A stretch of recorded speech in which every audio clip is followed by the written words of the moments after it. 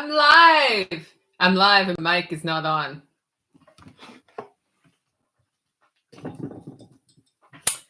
Well, will she recover from the mic not being on?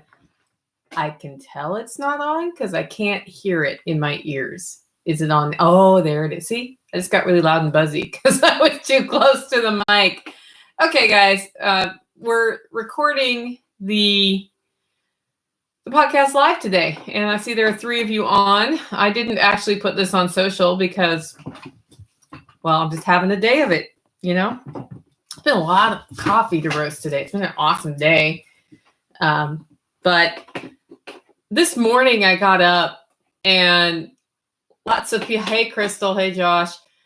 Lots of people were asking questions about homesteading and self-reliance and getting started with being prepared and stuff like that. And I thought, well, I guess I'll do a podcast about how to get started with homesteading, because if you have a homesteading mindset, then, hey, you're pretty much along the way towards, you know, getting yourself prepared as well. So that ought to be interesting. So I'm going to get going with the podcast and we will go from there. If anybody who's on feels like sharing on social that we're live recording today, I'd really appreciate it. I just didn't do that. I hit go before I hit copy the link. And now I don't have the ability to share. I don't know if that means anything. I guess I could just copy the link in the top and hope it works. I don't know if that works, but anyway, we're going to get this show on the road. Hopefully I won't have to beat up my microphone. It's been so long since I recorded live. Who knows what will happen? Of course, I was on that 4-hour rally on Sunday, or Saturday. So, yeah.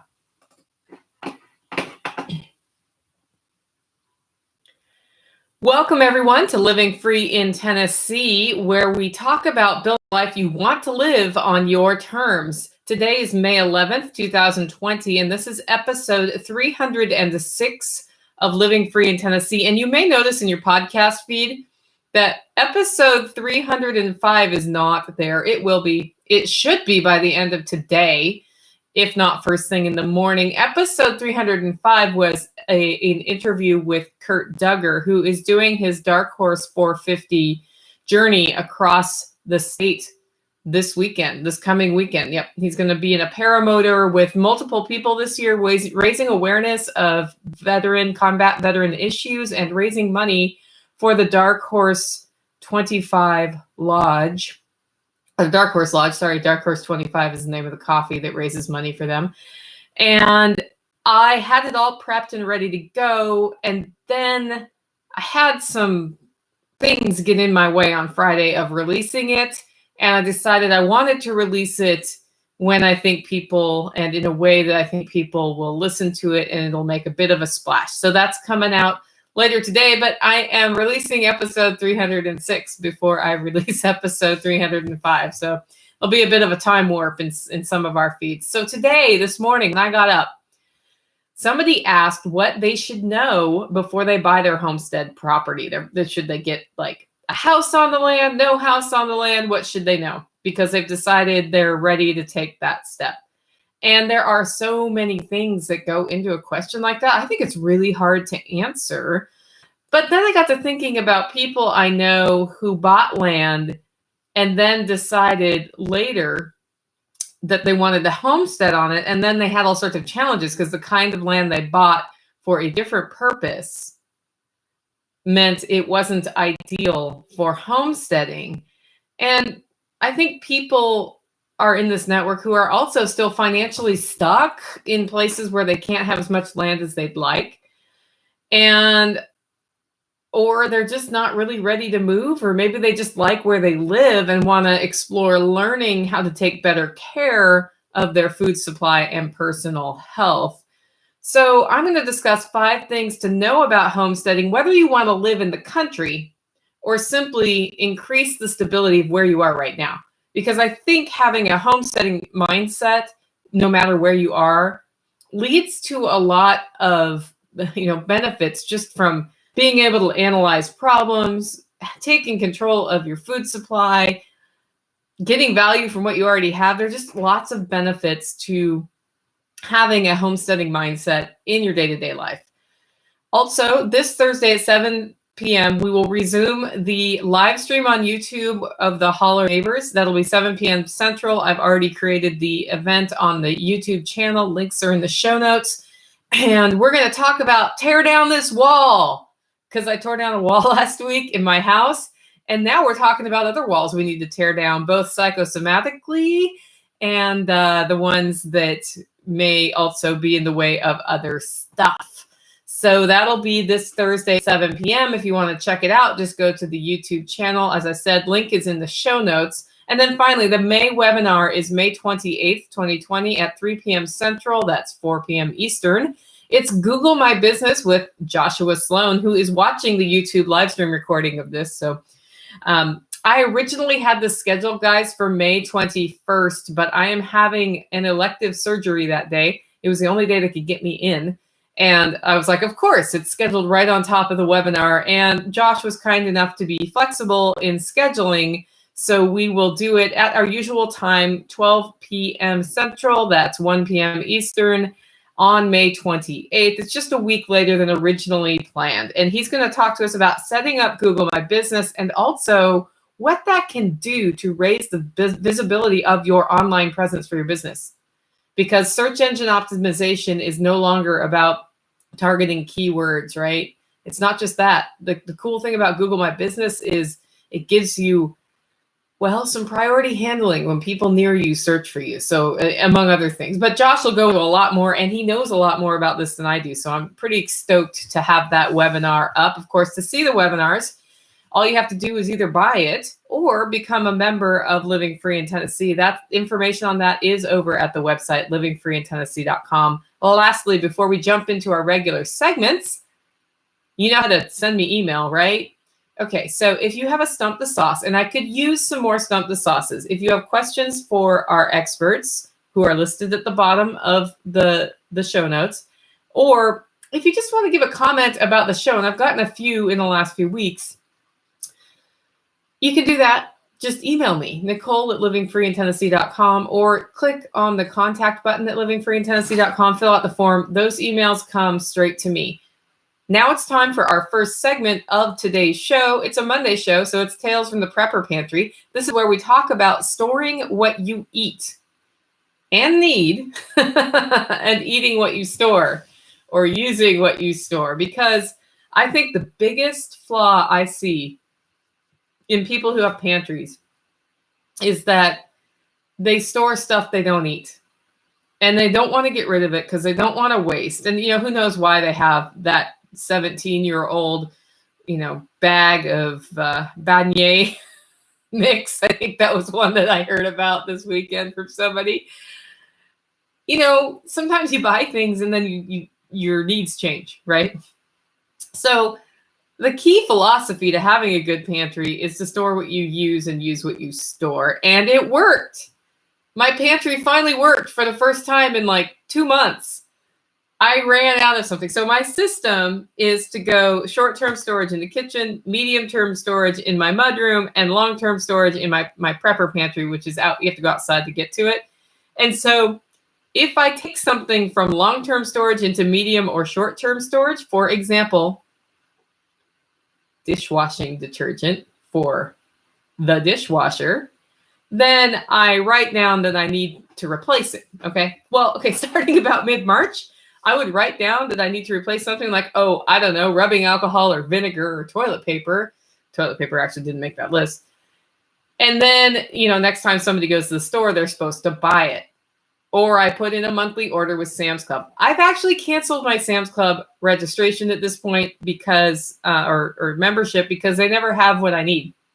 And I think that's because of how they manage their stock. And I don't want to be dependent on a source that manages their stock the way that they do, where they're willing to run out of everything. And, people who are on regular orders don't get filled. Amazon's done a better job of handling that, by the way.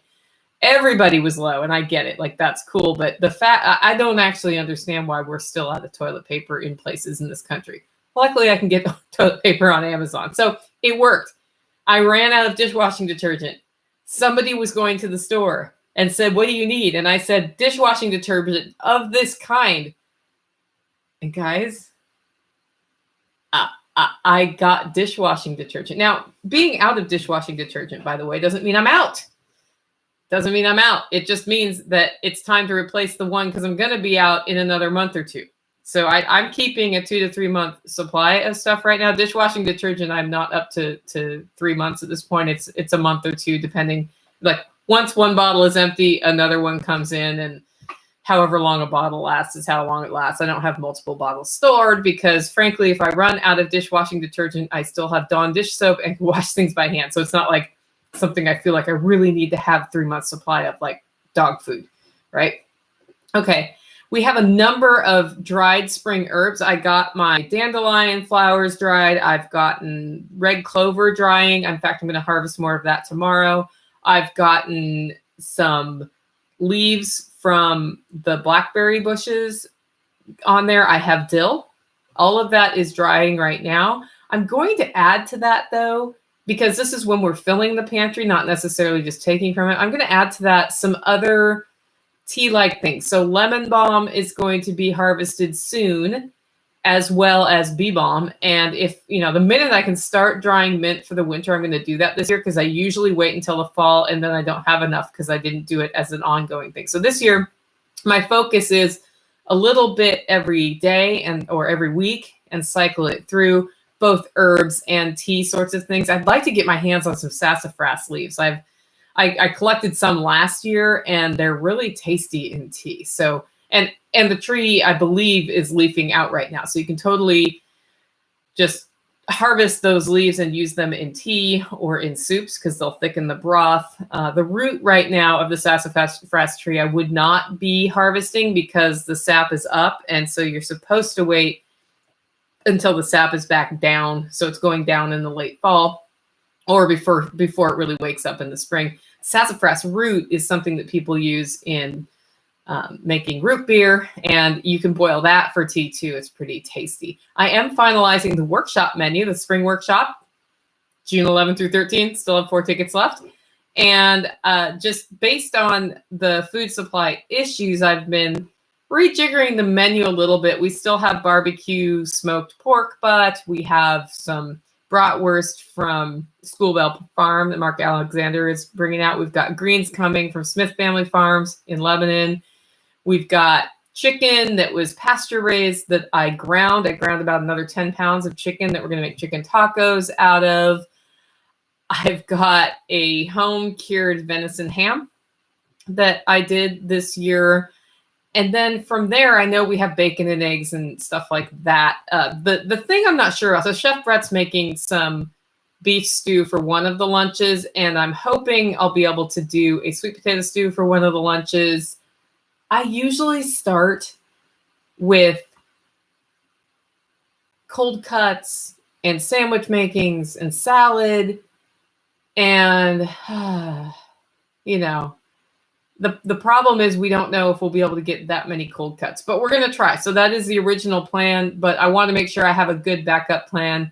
Food's going to be great, and it's looking like I'm going to be able to get the crawfish for the crawfish boil. So hopefully the crawfish boil is still on. I'm making sauerkraut today. I'm starting sauerkraut for the workshop.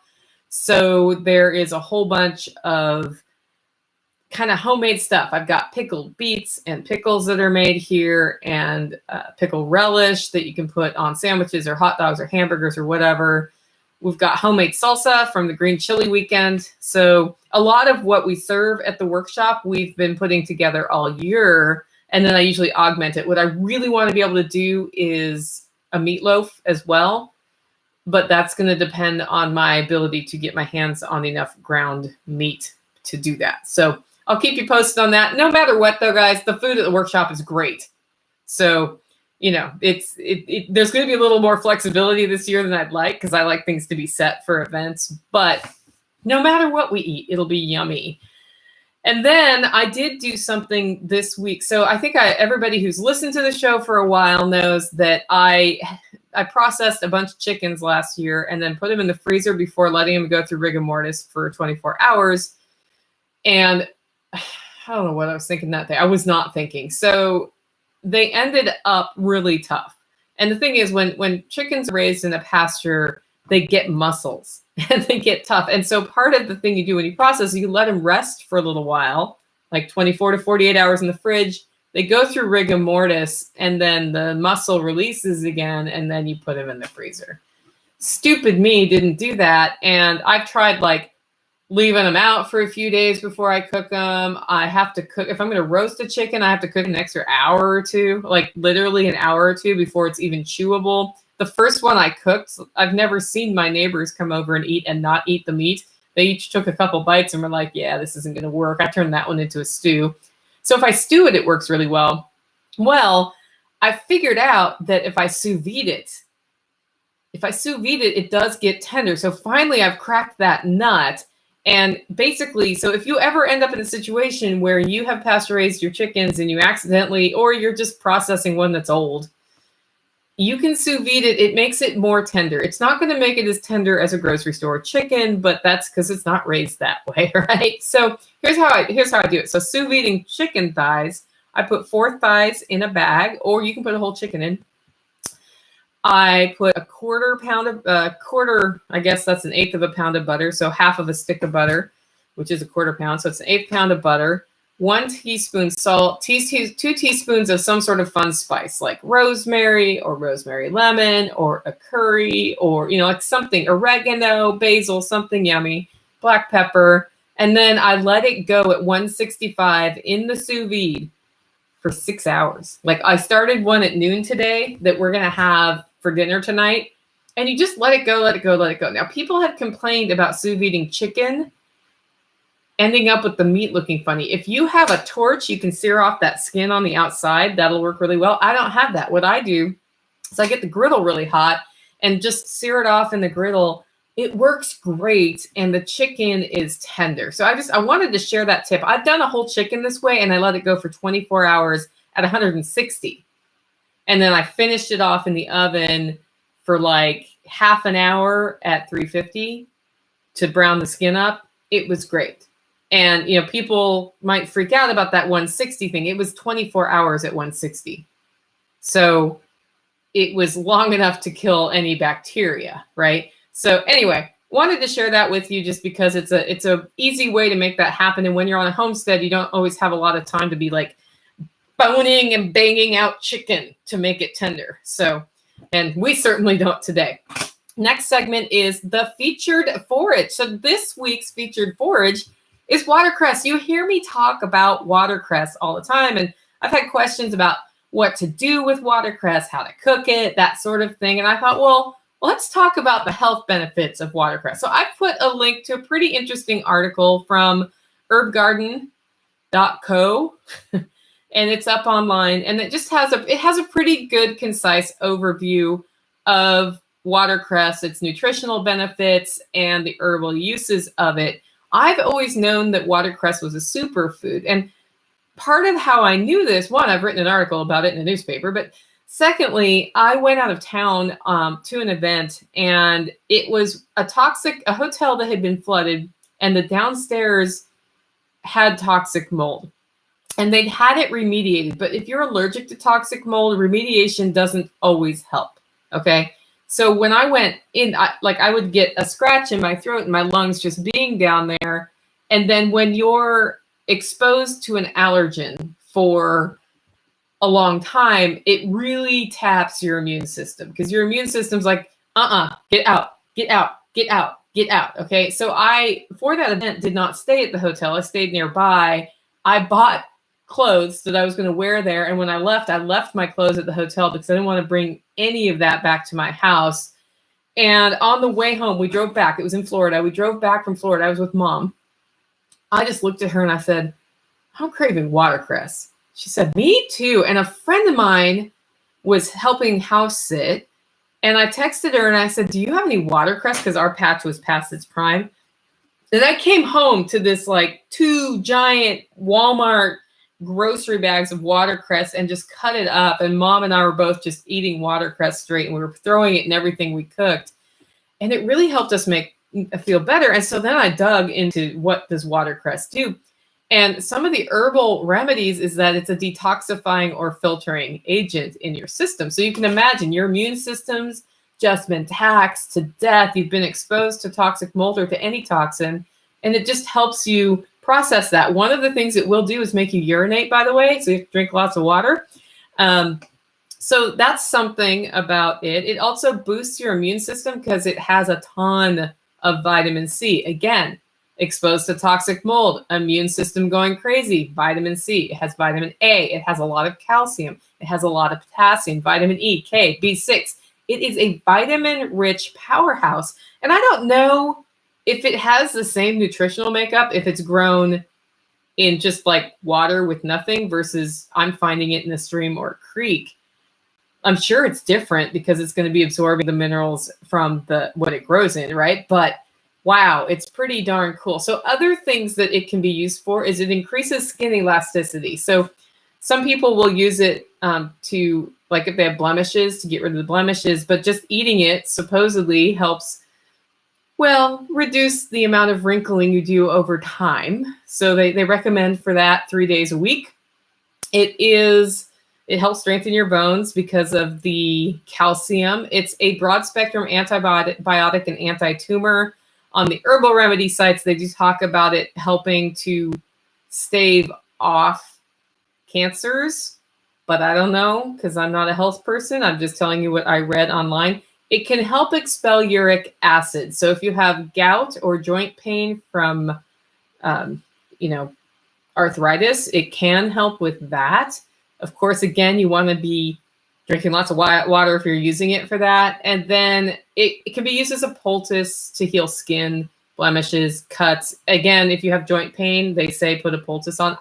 So the poultice thing, I've never used it for. I'm going to try that next time my foot hurts. What really works well on my foot, though, is that CBD salve from Angie's Gardens. And then it just tastes good. So it kind of has a nasturtium flavor or radish flavor. And when it's younger, it's not as strong. As it gets older and flowers, it becomes more and more peppery. And it makes a great cream of watercress soup. The way you do this is you take about like a big amount, like a gallon of watercress, right? Just like shove it in a gallon jug or throw it in a Walmart baggie or however you collect it.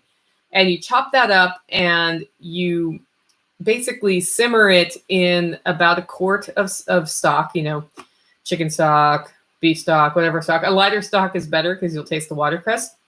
And you toss in there about 4 cloves of garlic, 1 well-chopped onion. You let that go for 45 minutes. Then you use your stick blender and you grind that up. You puree it all together. And then you top it with heavy cream, about a quart of heavy cream. Pint. Sorry, said the wrong measurement. With a pint of heavy cream, and then salt that to taste. It's that simple. And then you can serve it with a dollop of sour cream. It's nice to sprinkle some watercress on top, or parsley, or cilantro, or something like that. Very tasty. You can spice it up by adding hot peppers to begin with, but cream of watercress soup, it's a really good lunch complement to a quesadilla. That's all I'm saying. Okay, next segment is Operation Independence. This is where we talk about building, more independence into your life, which can go from reducing your budgetary needs or creating value from something around you. And last week, Ken Esch, I think that's how we say his last name. I've been saying his name wrong for like a year, and now I'm going to have to retrain myself. He came out and he tore down a wall for me. And it was the wall between my kitchen and my dining room. Now I don't know where to put my furniture. But that's a totally different story. We might have to do a whole intervention episode on that. But he did this, and in 2 days, the wall was gone, the wires were rerouted, and it is now a big, great room, kitchen to living room, what I have always wanted. I love open floor plans, okay? It had a side benefit. So once it was all done and the dust had settled, and I was alone, and I looked around, I realized I have just, with this one thing, exponentially increased my ability to give training workshops, because now more people can fit in my living room if we're doing something in the kitchen. So if I'm teaching canning or cheese making or anything or how to cut up a chicken, anything of that nature, we've got this big open space. The air conditioning works. And I can train multiple people, making it worth the effort. Because before it was like, I can probably train 4 people. 10 is a better number, right? So I'm kind of excited about how I can now use this space moving forward to not just do webinars with y'all, which you've seen in my kitchen, right? But actual in-person half-day training sessions on cheese making, on canning, on anything kitchen related or homestead related. So that's kind of cool for me. We'll see where that brings us. With that, it is time for the main topic of today's show, Homesteading 101. 5 things, 1, 2, 3, 4, 5 that you should know. As I said, this morning I woke up and saw somebody asking about land. When somebody asks that question, they've either thought a lot about it and they're going down the right road, or they're at great risk of putting a bunch of money into something that is the wrong piece of land to buy. And so I always try to give a bit of an opinion there or help them out. But my biggest worry is people decide to go into homesteading, buy a 50-acre piece of land, and then discover they can't, right? And I don't mean like can't. I don't like that word, as you know. Prefer to say won't. But, they may discover they don't like raising pigs, or they don't want to do Joel Salatin's rotational methods of pasture building soil and all of that. Or turns out they just don't like chickens or weeding in the garden or whatever. Like, homesteading lifestyle is awesome and I love it out here in the country. Not everybody does. This is not for everybody. And that is fine. And so I thought, well, let's focus on how you get started with homesteading, because you can do some things to decide if you like it and build skills to get yourself ready for homesteading. And a homesteading frame of mind is very, very useful, no matter if you live on a little homestead like I have, if you have a small farm, if you live in the city. If you have the homesteading mindset, you set yourself up for a much more stable way of living and a much more stable life.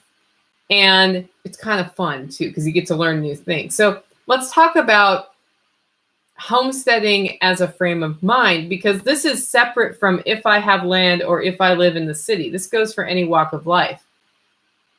Modern day homesteading isn't just, I got a square of land from the government somewhere in the middle of Idaho and I'm going to go live off the land come what may. Don't even know what's there. Let's go. My great-grandparents did that. I can't even imagine how hard they had it with multiple children coming to a bare piece of land with nothing on it and having to be ready for their first winter. We don't even know what time of, I don't know what time of year they arrived, right? Nothing built, no food put up, no firewood for the winter. There's your piece of land. Go. Whatever you brought with you is what you have. That, my friends, is hardcore. That is hardcore. That's not what I'm talking about. I'm talking about modern homesteading mindset. And I think to have a homesteading mindset, you have to have a frame of mind that is to look around you and create value from what you already have. If you develop the habits of creating value from what you already have, you're the first step of the way down the road onto becoming a homesteader, whether or not you ever actually move to, a piece of land. And it could be something as simple as, I have a guest room, I rent it on Airbnb. Suddenly I have some income coming from what I have that I didn't have before. Something as simple as that. I like making salsa. I can can a little extra when I do and sell it. Boom. Creating value from what you have. It's not that much more effort to, can an extra dozen jars of salsa. So that's one thing. Two, I think when you have the modern homesteading mindset, you set yourself up to take advantage of opportunities. So you set the habit of being ready to take care of opportunities and be able to choose them carefully, right? Because if you take advantage of every single opportunity, you're screwed. You're going to be so busy and you're not going to get anything done and your life's going to suck. right? But you set yourself up to take advantage of the ones that are most useful to you. For me personally, that's often been preserving food in abundance at a cheap cost so that I have it later in the year when it's more expensive. And I have to say, I get two benefits from that. One, I can food and it's like my Zen place. I'm going to can the food. I feel really good, right? And then also it sets me up to not have to buy as many groceries at the grocery store. And as I've done financial analysis over the years, it does pay off. It is cheaper. If you were to pay me $20 an hour for the time I put in, not so much. So that's why you have to be really careful with those choices. For me, it's like I would rather do that than like zone out on a movie or something. I'd rather just can food, dry food, make something. It's weird. It's just the way my brain works. I think every modern homesteader is thinking about food quality, and growing things. They're figuring out not only how to bring value from what they have, but how to get control of their food supply chain so that they're more stable and so that they're closer to the source. I don't know how modern homesteading works without that. You guys can disagree with me. I'd love to hear about it if you do. And then I also think it's important that you pay the knowledge forward, because what has happened in the last, I would say about 3 years ago, I could Google anything. I could Google anything homesteading related and find an answer that was a valid answer. That's not true anymore. Now, if I Google like, why is my chicken limping or whatever, I get all sorts of made up articles that aren't true. And it's part of the battle for SEO and advertising. And so the big giants are trying to make it so you do get useful information. But what I'm finding is you have to dig a lot deeper to find some of those gems, especially on very specialized knowledge, like why is my chicken limping, right? Because depending on the scale of how you raise them, different ideas of why that could be and different remedies that are possible. I mean, some of us just want to keep it fairly herbal, right? And others are like happy to go straight to the antibiotics. It's kind of sad. So I think the more of us who are doing and learning things and working with our hands and figuring some of this stuff out, or have an old like remedy from grandma that works really well, whatever, the more we're talking about it, the more likely some of those things bump back up into the search visibility, or you have friends and you help your own community. I think paying knowledge forward is very important. It's more important now than it was 10 years ago in this field because of how search engines have changed. So with that, I'm going to jump into the 5 things. So number 1 about beginning your homestead. 5 things to know. Most important one, always start here. Never start anywhere else on this. Ask me how I know the hard way. Your family needs to be on board with this move and not just supportive of your idea, but willing to help. Your family needs to be on board. So if you're going to move to the country, they need to be on board, not just like, okay, I'll move, but I don't want to actually do country things. They're going to have to. If you're going to be successful, sometimes you just need 2 people or 3 people to deal with the situation. Like the other day, it was earlier I guess it was about, last August or so, or September, I don't know. One of my baby ducks got her foot caught between the siding of the duck coop and the 2x4. And she stayed like that all night and didn't die, thank goodness. And she bled, poor thing. And I got down there and let the ducks out. And I was like, well, why isn't that one getting out? Oh, I see. Now, I could have dealt with that situation by myself and the duck would have gotten fairly hurt. Instead, I tapped into the 2 other people who were around, Mama Sauce and Tactical Redneck. And between the 3 of us, we were able to carefully move her foot so it did not get more damaged. And we called her Limpy. And we had to segregate her for a while. And then she got better and then she rejoined the flock. And to this day, I know which one she is because of the shape of her leg, but she hardly limps anymore, which is kind of nice. So your family needs to be on board and not mad at you for interrupting them to come help with the duck whose leg is stuck. Now, do they have to be 110% go on the homestead with you? Not necessarily, but willing to help. willing to take care of it when you're not there if you need to leave. If you don't have that, you're setting yourself up for a problem. Now, if you're looking at just building the homesteading mindset into your life and not doing a big move or change, it's still enough of a change that it's important to talk about what you're doing and why and get the buy-in. Because, for example, if you start canning food and storing food and then eating food and your family doesn't want to eat the food because they think it's gross, that's a problem. Or if you start raising quail and processing quail and having quail eggs and your family won't do it because they won't eat quail eggs because quail eggs are gross, that's a problem. So, you can start touching around the border of some of these crazy new things if they're not 100% on board, but get them on board. Just do it. Trust me. Okay. 2, you can begin where you are. I think a lot of people dream of homesteading and don't realize they can start tomorrow where they are right now with skill number 1, growing herbs on your windowsill. Okay? There's a lot of stuff you can do without moving onto a piece of land and getting livestock and making yourself crazy and buying a tractor or whatever it is. I don't know what your vision of homestead is. Everybody's vision is a little bit different. So you can begin where you are. And if you're really thinking of going down this path, you should begin where you are, because the more you learn before you move, the better off you are when you move, because stuff doesn't work the same way when you move. Just ask plumbing. That's all I'm going to say. Plumbing. So learn plumbing. That's also at this, just learn how to do plumbing. It's the most important thing. So yeah, growing things is great in theory, and you can learn about it and take permaculture courses and take master garden courses. There's all sorts of stuff you can do, but until you actually grow a plant, you haven't grown anything, you don't know anything. And one of the things you need to become comfortable with is how many plants you are going to kill in the next 10 years when you become a homesteader. Okay. So start growing those herbs on the windowsill if you can. Put some raised beds in your backyard and grow some vegetables.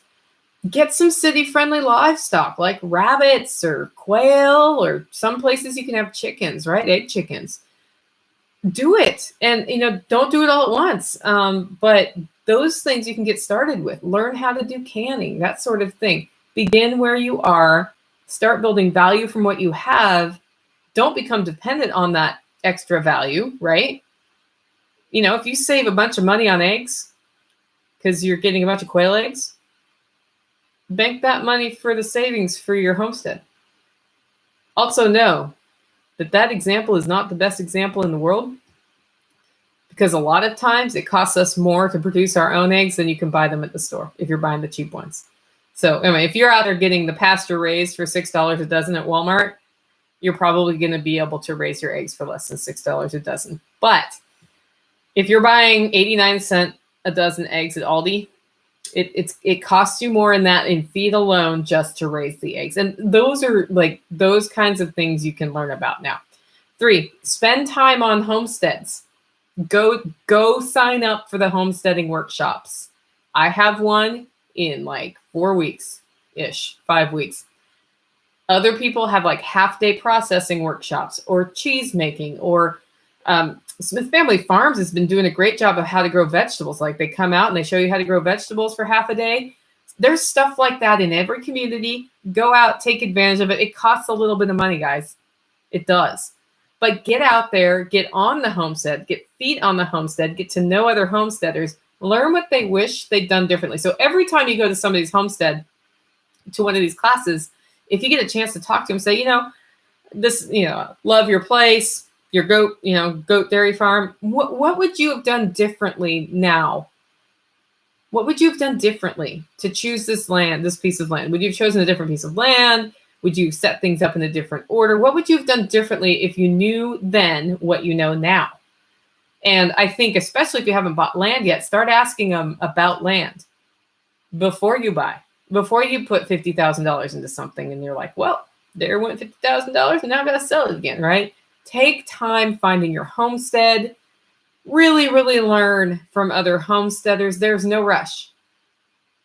And it ain't all roses. I told you the story about the duck getting her foot stuck. I've also had a goat killed by dogs. Do you know how horrific it is to have a goat killed by dogs? Let me just tell you, people who are upset about people who process their animals in their yard haven't seen a goat killed by dogs. And that's what would happen to goats in the wild. It would be killed by wild dogs or wolves or whatever else could get it, right? Horrific things happen. As much as you try to keep horrific things from happening, they do happen. And I think a lot of the stories we hear about homesteading are explaining all the good stuff. And there's a lot of good stuff. I love my homestead. There's also bad stuff. And you have to be emotionally ready to deal with dogs killing your goat, right? Don't worry, Clover's still with us. It was the other goat. I think I talked about it on the podcast. But dogs kill your goat. Dogs kill your chickens. Dogs kill your ducks. Dogs kill your rabbits. Dogs kill anything they can get to, and then you have to kill the dogs. Otherwise, you can't protect your livestock. And so you've got dogs coming on raiding. I don't kill a dog out of the chute. But at the end of the day, and I hate to say this, if there was one that after I'd talked to the owners, it couldn't be controlled, I would probably have to do that. I have never been faced with that. Like my neighbor's dogs have come over and killed my chickens, and I returned their dog and told them, and they helped me strengthen up a fence, and they kept their dogs in better. And, you know, occasionally that dog still gets out, but it hasn't killed chickens. They bought me another chicken. That's not the way that always go. And I know in Tennessee, I'm actually responsible for the life of my chicken for having not kept the dogs out. They're not responsible, I guess. So it's also important if you're a dog owner to keep your dogs out of other people's chickens, because some people aren't as nice as I am about that. And, you know, if it's a stray dog, I'm going to try to catch it and get it out. I just went off on a whole tangent. But anyway, that's my point, right? It ain't all roses. Spend time on other homesteaders. Hear some of these stories. Number 4, habits of frugality are going to help you get through this. They will. Habits of frugality can be built anytime you want.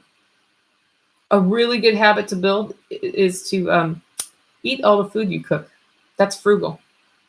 You cook stuff, you eat it all. So simple, right? How many of you have thrown away moldy food in the last 12 months because you didn't get it eaten?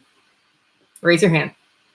I'm raising my hand right now because I've done it too, right? So it's these habits of frugality that make sense that can help you on the homestead, because you need to start being frugal with how your time is spent on the homestead and how your time is spent in general. And so there's a difference between being cheap and being frugal.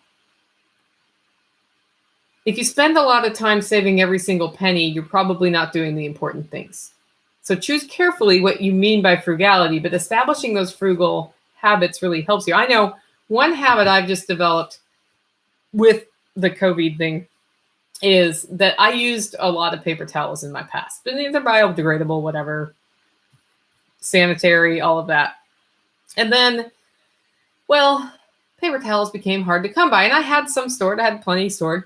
But then I was like, gosh, I don't know if I'm going to be able to get more of those. And so I had already kind of started down this path. I have bleachable, cleanable rags, right?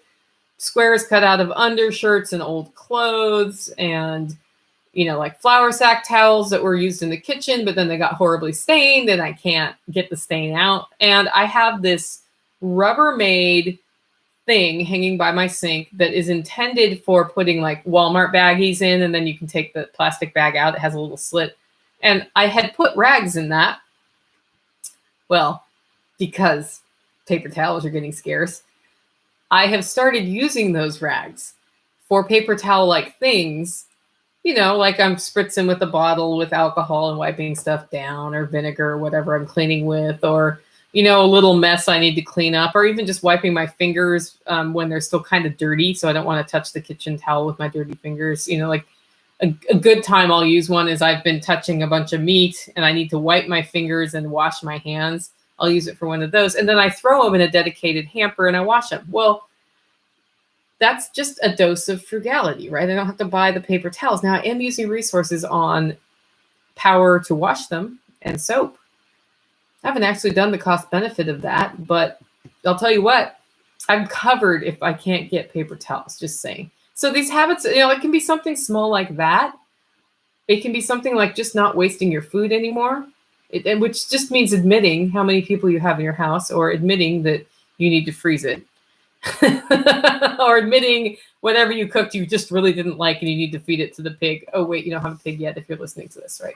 So anyway, it's something that happens on the homestead over time. It's very, very easy to get into a homestead and not have habits of frugality and just throw money at the solution. The next thing you know, you're spending $100,000 to have a homestead that is not bringing you that level of value. The mindset is create value from what you have, not lose money living the dream in the country.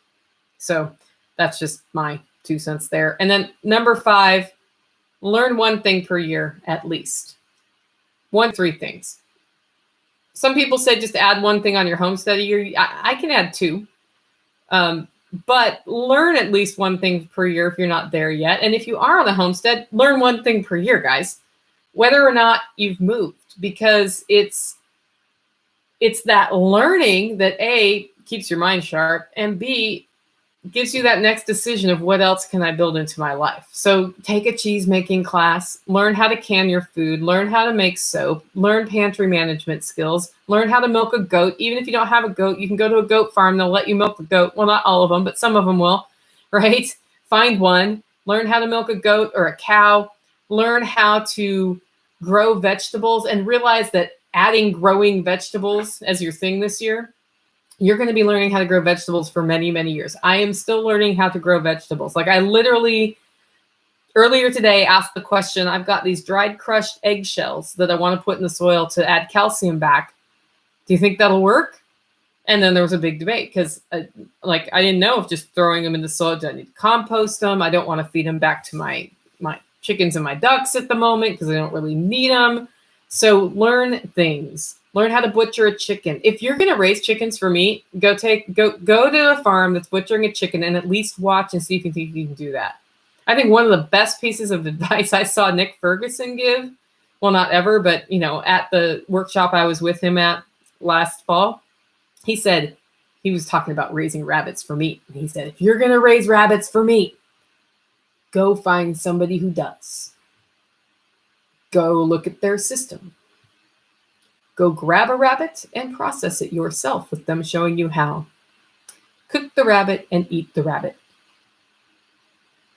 If you can do all those and you like how the rabbit tasted, then maybe you should raise rabbits. If you can't, or you don't raise rabbits, right? Such a simple piece of advice, and it's so true in so many different ways. So you can learn herbal remedies. Wild foraging is something you can do. You can live in New York City, in Manhattan, in one of those closet apartments, and go out and forage outside of the city. Like, you can learn so much, and there's a ton of wild plants up there to learn about, right? Wild foraging, herbal remedies, that sort of thing. Growing and making your own tea. Just don't add more than 3 new things in a year unless you're basically unemployed and have time for that. You need to keep it reasonable. And that's words I'm getting from the comments on the live feed on YouTube. I think with those 5 things, you set yourself up well to develop your homesteading mindset, but also to develop the habits you're going to need later, whether or not you're on a homestead. And it keeps you from just rushing in, buying that piece of land that's cheap, and then discovering no water supply, northern exposure, not southern exposure. The soil's really crappy, and there's kudzu everywhere. Like, you can really get yourself into trouble if you don't go out and check out what other people are doing. I mean, that said, if you end up with that piece of land, there's always something you can do with it, right? That goes back to developing value from what you have. So I think really in our modern day, homesteading has moved beyond getting that free piece of land that my great-grandparents got in Idaho and living solely from what they produced, to a mindset of self-reliance and independence, creating value from what we have, raising and storing our food, our good, healthy, yummy food, And I think with the commercial supply chain, food supply chain, having difficulty pivoting right now. There's enough food. They're just not pivoting very well into a new reality, into different delivery methods. Lots of people are now interested in grabbing that piece of land and starting to be more independent and growing some food. And I think this is wonderful, actually. I think it's great. I think more people who learn to live off the land, who grow their food, who learn how to process stuff, who build self-reliance into their life and find different side hustle ways to earn some extra money, the more of those we have, the better off society is, because we're prepared to help in a situation where people help, right? Every time I've seen somebody not able to find toilet paper since the pandemic started, I have said, do you need toilet paper? Because I will mail toilet paper. I will mail toilet paper. If I have toilet paper, I can share. And I have the whole time. In fact, if you need toilet paper, Amazon, you can order it. Walmart, you cannot. Just saying. So I think it's important to take the time to find the right fit for you and your family, and that will pay off in spades if you do it. And if the answer is, we're going to develop some value from our city lot, awesome. There's livestock you can raise that looks like pets. You can raise vegetables. If you are in a crazy HOA, there are ways to raise ornamental looking plants that are also edible. There's so many things you can do if you're looking at that. Or at a minimum, you can make relationships with local farmers and buy their surplus. Just buy their surplus. Can it, store it, done. I think almost anybody can start integrating these practices into their current living situation, no matter where they are. You just have to want to and be creative. With that, if you like the show and want to support the work we're doing here at Living Free in Tennessee, you can do it in two ways. One, buy your coffee at hollowroast.com.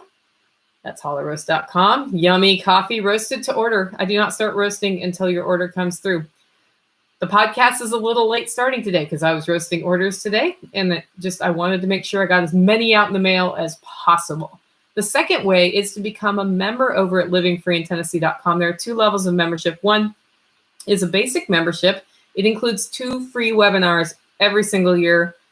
A webinar alone costs $50. If you're going to take a webinar, just become a member because you get another one free. Actually, it's 3. I've upped it to 3. I kept changing the rules on that this year. I added webinars this year, so I had to decide how that was the best fit. And you also get access to member discounts. There aren't a lot of them, but there are a lot of handmade stuff, like Off Kilter Brownies has one up there, and Homestead Glamour on the Body Butters has one up there, and Hollow Roast Coffee has one up there as well. Or you also get extra content. Downloadable PDF of my cookbook with What You Have is available all at the basic membership level. Premium members get a little bit more, $120 a year, unlimited webinars. We're doing 12 this year. We're doing 1 a month.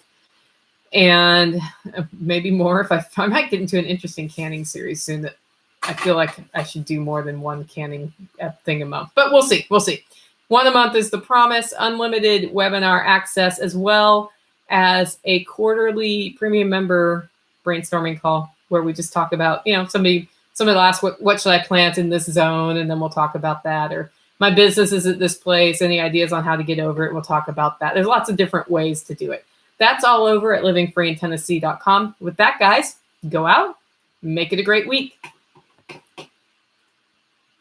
I did it. I recorded my podcast. I'm always so happy when I get it done. And that was I think exactly an hour. Holy cannoli. How did I do that? I almost never do that. So yes, and teaching. So Trekkie Gal, teaching those kind of classes is a great side hustle right now, especially if you do them through Zoom. It just choke when they have to pay for stuff. So you have to kind of walk that line, but it's just kind of fun. Anyway, guys, thanks for watching me record this. I'm going to get it up and out and produced and all that stuff. And I will see you on Wednesday where we do a homesteading topic. Kind of like homesteading this week all week, except for the paramotor one. Talk to you later.